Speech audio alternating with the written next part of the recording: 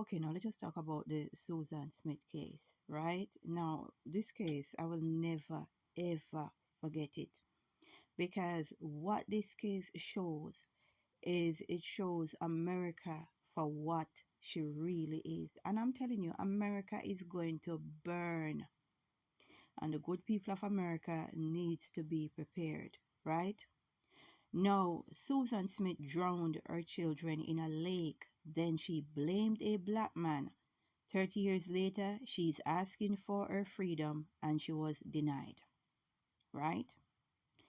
Now, Susan Smith claimed that she had been carjacked by a black man who forced her out of the vehicle and drove away with her two young sons in the car.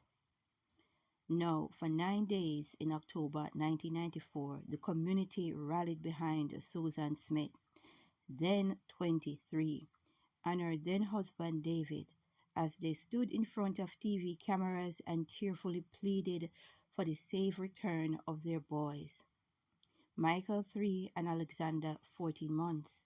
But the whole time, the bodies of the two little boys were at the bottom of a South Carolina lake, still strapped in their car seat inside their mother's car.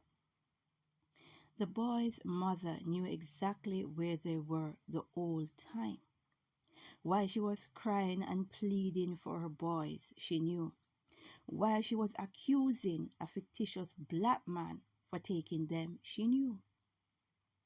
On November 3rd, 1994, Smith confessed that she had strapped her toddlers into the car seat, drove to a boat ramp, put the car in neutral, and let it roll into the lake. She watched the car sink beneath the surface with her children strapped inside. She then leaned into racist tropes and made up a story about an imaginary black man and a fabricating carjacking. Now, imagine, imagine this young, pretty, perky, white female telling America that a black man destroyed her family. A black man stole her car with her two young boys in the car. Imagine how this 23-year-old woman put millions of black men's lives at risk. Imagine. Now we've all seen evidence on top of evidence how the American police force, right?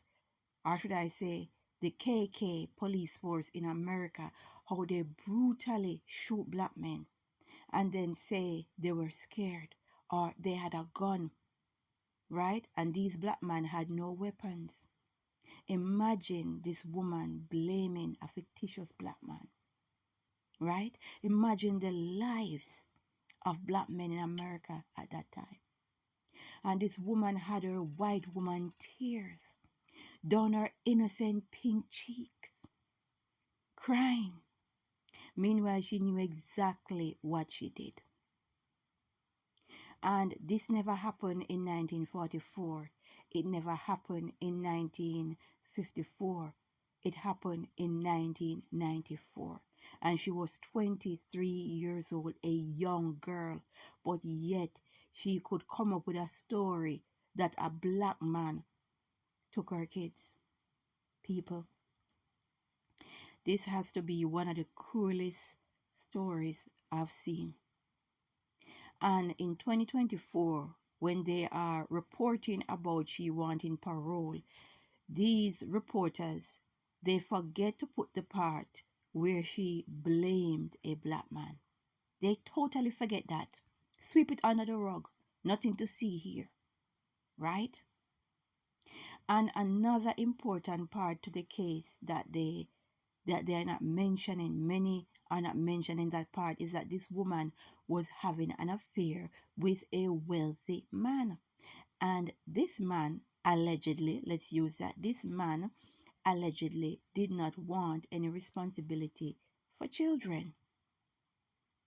Now, connect the pieces together and see what you have. And a calculating, wicked, cruel woman who happens to be white, right? This is not mental health. This is not even demonic. This woman is calculating. She's with this wealthy individual. She's having an affair, and the man don't want responsibility for 2 kids.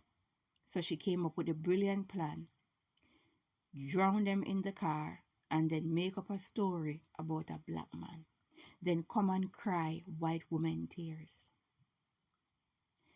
You just can't make this thing up. And they are not reporting the story as it was in 1994.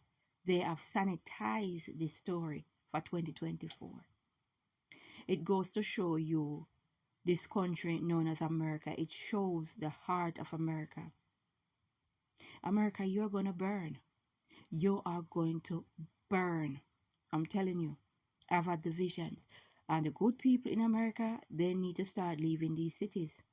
Because time after time, we have shown you evidence upon evidence the cruelty of America, especially when it comes to black people.